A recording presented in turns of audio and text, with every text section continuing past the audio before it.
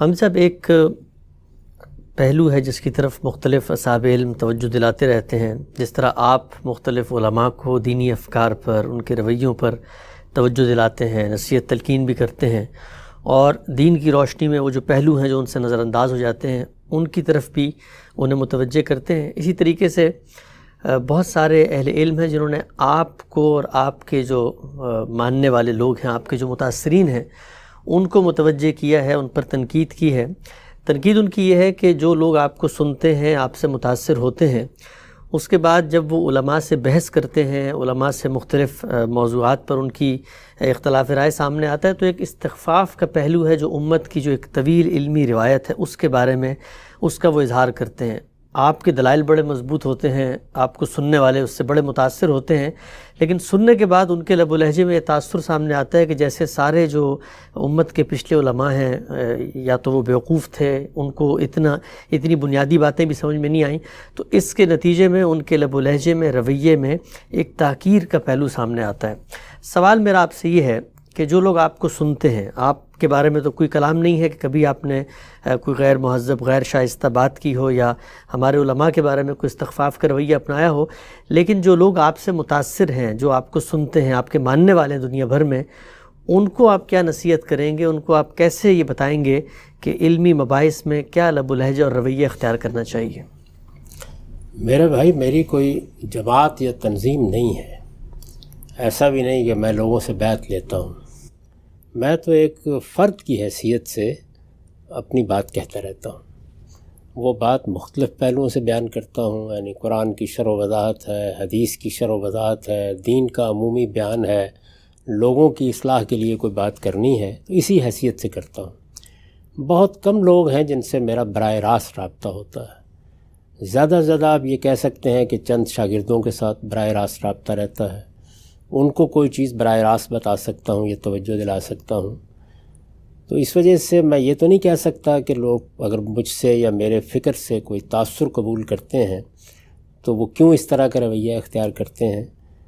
میں اگر ان سے ملوں، ان سے بات کروں، ان کی تربیت کا کوئی اہتمام ہو، وہاں حاضر ہوں، تو میں خود بھی اس چیز کو جان سکوں. لیکن ان سب چیزوں میں جہاں تک میرا تعلق ہے، میں تو سخت دل گرفتہ ہو جاتا ہوں یہ سب دیکھنے کے بعد. ایسا بالکل نہیں ہونا چاہیے. علم کی اپنی ایک تاریخ ہوتی ہے اور وہ ہر جگہ ہوتی ہے. وہ فلسفے میں بھی ہے، وہ سائنس میں بھی ہے، وہ مذہبیات میں بھی ہے. ہم کچھ نہیں ہیں. اگر ہمارے یہ جلیل القدر اکابر نہ ہوتے، یہ علم کو اس طرح محفوظ نہ کرتے، یہ اس کی روایت قائم نہ کرتے، تو ہم کیا کر لیتے؟ انہی کے کندھوں پر کھڑے ہو کر ہم در حقیقت نئی دنیا کو دیکھ رہے ہوتے ہیں. تو اس وجہ سے میں نے تو لوگوں کو جو پیغام ہمیشہ دیا وہ یہ دیا کہ یہ پوری امت مسلمہ ہماری جماعت ہے. اس کا ایک ایک فرد، آپ اندازہ کریں، یہ رسول اللہ کے ساتھ نسبت رکھتی ہے. اس میں ایک ایک فرد ہمارے لیے قابل احترام ہے. اس کے عام لوگ بھی قابل احترام ہیں. اس سے آگے بڑھ کر انسانیت قابل احترام ہے. سب کی عزت کرنی چاہیے. اب بڑے سائنسدان ہیں، بڑے حکماء ہیں، بڑے فلسفی ہیں، ان سے ہم ہزار اختلاف کریں گے لیکن ان کی عزت کریں گے، ان کا احترام ملحوظ رکھیں گے. اور یہ تو پھر امت مسلمہ کے ائمہ ہیں. میں تو آپ جانتے ہیں کہ ہمیشہ یہ کہتا ہوں کہ ہمارے سب ائمہ ہمارے ائمہ ہیں، ہمارے سب علماء ہمارے علماء ہیں. اور ان علماء کی خواہ وہ ماضی کے ہوں، خواہ وہ حال کے ہوں، غیر معمولی عزت کرنی چاہیے. کسی بھی فن اور علم کے علماء ہوں، یعنی سائنس کے علماء بھی، اسی طریقے سے دوسرے علوم و فنون کے ماہرین بھی ایسی قدر و منزلت کا تقاضا کرتے ہیں. آپ دیکھتے ہیں نا کہ کوئی ماہر ڈاکٹر ہوتا ہے جس کے ہاتھ میں شفا ہوتی ہے، یا لوگوں سے محبت سے پیش آتا ہے، یا اپنے فن میں مہارت رکھتا ہے، تو ہمارے دل میں فطری طور پر اس کے لیے ایک احترام پیدا ہو جاتا ہے. یہی احترام دین کے علماء کے لیے بھی ہر حال میں ہونا چاہیے. تو میں تو ہمیشہ اس کی تلقین کرتا ہوں. یعنی لوگوں کا براہ راست کوئی محاسبہ کرنا، احتساب کرنا، میں نے عرض کر دیا کہ کوئی جماعت یا تنظیم نہیں میں نے بنا رکھی، تو یہ تو میں نہیں کر سکتا. لیکن جب بھی مجھے موقع ملتا ہے میں یہی کہتا ہوں، اسی بات کی نصیحت کرتا ہوں. اب بھی آپ نے سوال اٹھایا ہے تو یہی کہوں گا کہ کسی حال میں بھی استخفاف کا، استہزاء کا رویہ نہیں ہونا چاہیے. آپ کو جو بات بھی کرنی ہے دلیل کے ساتھ کریں، اپنی بات کہیں. اور یہ بات کہ فلاں کی سمجھ میں یہ بات نہیں آئی، فلاں کی سمجھ میں نہیں آئی، وہ بہت کچھ جو ہم نے سمجھا ہے وہ انہی کی وساطت سے سمجھا ہے. علم جب آگے بڑھتا ہے تو بہت سی نئی چیزیں نمایاں ہونا شروع ہو جاتی ہیں، بہت سے ایسے حقائق سامنے آ جاتے ہیں جن پر بعد والے ہی گفتگو کر سکتے ہیں۔ آپ آئنسٹائن کو سامنے رکھ کر ارسطو کا استخفاف کرنا شروع کر دیں، آپ نیوٹن کو سامنے رکھ کر افلاطون پر تبرہ کرنا شروع کر دیں، تو یہ بڑی ہی افسوسناک صورتحال ہے۔ تو میں تو اس کو انکریج کرنا تو ایک طرف رہا، جب بھی کبھی ایسی کوئی بات سنتا ہوں سخت دل گرفتہ ہو جاتا ہوں، بہت مجھ پر اثر ہوتا ہے اس کا، عزت کے ساتھ، احترام کے ساتھ، ادب کے ساتھ۔ اور میری حیثیت تو ایک بہت معمولی طالب علم کی ہے، یعنی مجھ سے پہلے میرے اساتذہ جلیل القدر علماء ہیں، امام حمید الدین فرائی ہیں، استاذ امام امین حسن اصلاحی ہیں۔ میں نے تو کئی مرتبہ کہا ہے کہ میں تو ان کی پچھلی صفوں میں بیٹھنے والا ایک طالب علم ہوں، جو کچھ خدمت میں کر سکتا ہوں وہ اپنے طور پر کرتا رہتا ہوں، کسی ادعا کے بغیر اپنی بات کہہ دیتا ہوں، لیکن بہرحال جب کوئی تحقیق کر کے بات میں کہتا ہوں تو اذعان کے ساتھ کہتا ہوں، اور وہ ایسے ہی کہنی چاہیے، اس لیے کہ دین اور علم یہ خود اپنی ایک حرمت رکھتے ہیں اور یہ ہر حال میں ملحوظ رہنی چاہیے۔ سچائی کو عزیز رکھنا چاہیے، عزیز ترین لوگوں کے مقابلے میں سچائی اور حق عزیز ہونا چاہیے۔ تو آپ صحیح بات کریں، صحیح بات کہیں، اس میں کوئی مداہنت نہ کریں، اس میں کوئی منافقت نہ کریں، صحیح طریقے سے زندگی بسر کریں، لیکن دوسروں کے ساتھ استہزاء یا استخفاف کا رویہ یہ کسی حال میں اختیار نہیں کرنا چاہیے۔ ماضی کے جو علماء ہیں وہ کوئی معمولی لوگ نہیں تھے، یعنی وہ اس امت کے اساتین ہیں، ان کی وجہ سے ہمارا علم محفوظ ہوا ہے، ان کی کاوشوں کے نتیجے میں علم کی روایت ہم تک پہنچی ہے۔ آج ہم اگر 14 صدیوں کی تاریخ میں علم کی اس پوری روایت کو جب چاہے مراجعت کر کے اپنے سامنے دیکھتے ہیں تو یہ انہی لوگوں کا عظیم کارنامہ ہے۔ میں تو اپنے زمانے میں جو اہل علم ہیں ان کی بھی انتہائی عزت کرتا ہوں، دل کی گہرائیوں سے عزت کرتا ہوں، اور سب کو توجہ دلاتا ہوں کہ ہم کوئی پیغمبر نہیں ہیں، ہم اپنی بات تحقیق کے ساتھ کہہ دیتے ہیں، آپ سب کو سنیے، ہم میں سے کسی پر وحی نہیں آتی، تحقیق کے دلائل کو سمجھیے، جانیے، جس چیز پر آپ کا اطمینان ہو جائے اسے قبول کیجیے، لیکن کسی کو استخفاف یا استہزاء کا نشانہ بنانا، اس سے اللہ کی پناہ مانگنی چاہیے۔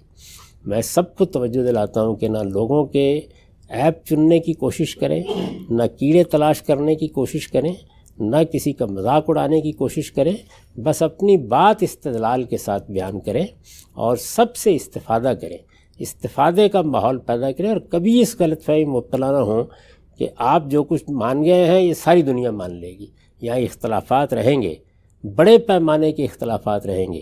دنیا میں اس وقت بہت بڑی آبادی محمد الرسول اللہ سے اختلاف رکھتی ہے، تو اس لیے یہ اختلافات قیامت تک ایسے ہی رہنے ہیں، ان میں جینے کا سلیقہ سیکھنا چاہیے۔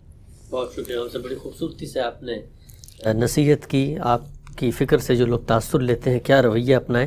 ایک اور پہلو کی طرف میں چاہوں گا ذرا آپ اظہار خیال کیجئے کہ جو لوگ ہم نے دیکھا ہے آپ کی فکر سے متاثر ہوتے ہیں، ان کے شب و روز ایک خاص قسم کی دینی بحثوں میں سرگرداں رہتے ہیں۔ وہ سیدنا مسیح نے آنا ہے، نہیں آنا ہے، اسی طریقے سے مثلا کوئی نئی اطلاقی مسئلہ پیدا ہو گیا ہے، سروگیسی ہے، یا مثلا آن لائن جماعت کا مسئلہ ہے، ان میں بہت دلچسپی ہوتی ہے لوگوں کی، لیکن ان کی زندگیوں میں عام طور پہ فیس بک پہ ایک منظرنامہ سامنے آتا ہے کہ کوئی آخرت کی یاد دہانی، کوئی موت کی بات، کوئی عبادات کے اندر کوئی یکسوئی، کوئی رسوخ، کوئی خشوع تذلل، اس طرح کے پہلو زیادہ تر بحث کا موضوع نہیں بنتے۔ تو اس کی کیا وجہ آپ کو لگتی ہے کہ جو لوگ آپ کی فکر سے متاثر ہوتے ہیں، اس کا ایک تاثر قبول کرتے ہیں، ان کی بحث جو ہے وہ خاص طور پہ یہ اختلافی موضوعات بنتے ہیں، ان کے ہاں کوئی آخرت، تذکیر، اللہ کی یاد دہانی، عبادات، یہ والی باتیں کو بہت زیادہ وہاں نظر نہیں آتی۔ اس فیس بک کے اوپر کون ہے کون نہیں ہے، آپ جانتے ہیں کہ میں تو اس سے بہت واقف بھی نہیں ہوتا، لیکن مجھے معلوم ہے کہ وہ بہت سے لوگ جو اس طرح کے کسی موقع پر اپنا اظہار نہیں کرتے، میرے شاگرد ہیں، میرے احباب ہیں، خاموشی کے ساتھ کام کر رہے ہیں، وہ علم میں بھی بہت صحیح رویے کے ساتھ کام کرتے ہیں، اور ان کے ہاں اپنے پروردگار سے تعلق، انسانوں کے ساتھ تعلق، وہ بھی اپنے کمال پر ہوتا ہے۔ اصل میں جو لوگ ذرا نمایاں ہو جاتے ہیں یا سامنے آ جاتے ہیں، اس طرح کی بحثوں میں شریک ہوتے ہیں، ان پر زیادہ توجہ اور زیادہ نگاہ ہوتی ہے۔ اگر آپ غور کر کے دیکھیں اور کبھی فہرست بنائیں تو آپ کو دسیوں ایسے لوگ ملیں گے کہ جو اللہ تعالیٰ کے ساتھ اپنے تعلق میں، اپنے معاملات میں بڑے غیر معمولی لوگ ہیں۔ میں تو خود ان پر رشک کرتا ہوں، وہ زیادہ لوگوں کے سامنے نہیں آتے۔ یہ فیس بک کی دنیا اور یہ سوشل میڈیا کی دنیا، یہ ویسے بھی اپنے اندر ایسی کشش رکھتی ہے کہ نہیں کہا جا سکتا کہ کس طرح کے لوگ اس میں نمایاں ہو جائیں۔ بہرحال اس کے باوجود ہر شخص کو یہی نصیحت کرنی چاہیے کہ وہ اللہ کے ساتھ سچا تعلق پیدا کرے۔ ابھی میں قرآن مجید کا درس دے رہا تھا، اس میں بھی میں نے یہ بتایا ہے کہ اللہ کی کتاب کے ساتھ تمسک اور نماز کا اہتمام، اللہ سے سچا تعلق، اللہ کی عبادات میں اشتغال، یہی اصل میں وہ چیز ہے جو معیار بننی چاہیے کہ آپ نے کیا ترقی کی ہے، آپ کتنے اپنے رب کے قریب ہوئے ہیں، آپ کے معاملات میں کیا بہتری آئی ہے، آپ کے اخلاق میں کیا بہتری آئی ہے، آپ کے رویوں میں کیا بہتری آئی ہے۔ تو ہم یہ نصیحت ہی کر سکتے ہیں۔ میں پھر عرض کر دوں کہ نصیحت اور نصیحت، اس سے آگے ہماری کوئی ذمہ داری نہیں ہے۔ میں اس اسلوب کو بھی درست نہیں سمجھتا یہ فلاں کے متاثرین ہیں، یہ فلاں کے متوسلین ہیں، یہ فلاں سے تعلق رکھتے ہیں۔ ہم سب محمد الرسول اللہ سے تعلق رکھتے ہیں۔ رسالت مآب صلی اللہ علیہ وسلم کی دعوت ہے جو ہم سب تک پہنچی ہے۔ ہم اس کی بنیاد پر اس امت سے وابستہ ہیں جو محمد الرسول اللہ صلی اللہ علیہ وسلم کی امت ہے۔ سب علماء، سب ماہرین علم اصل میں یہی خدمت کر رہے ہیں کہ رسول اللہ تک لوگوں تک پہنچائیں۔ تو اس لیے مجھے تو یہ اسلوب بھی پسند نہیں ہے کہ یہ فلاں کے لوگ ہیں، یہ فلاں کے لوگ ہیں۔ ہم سب محمد الرسول اللہ کے لوگ ہیں، اور اسی لحاظ سے ہمیں سب کا ذکر بھی کرنا چاہیے۔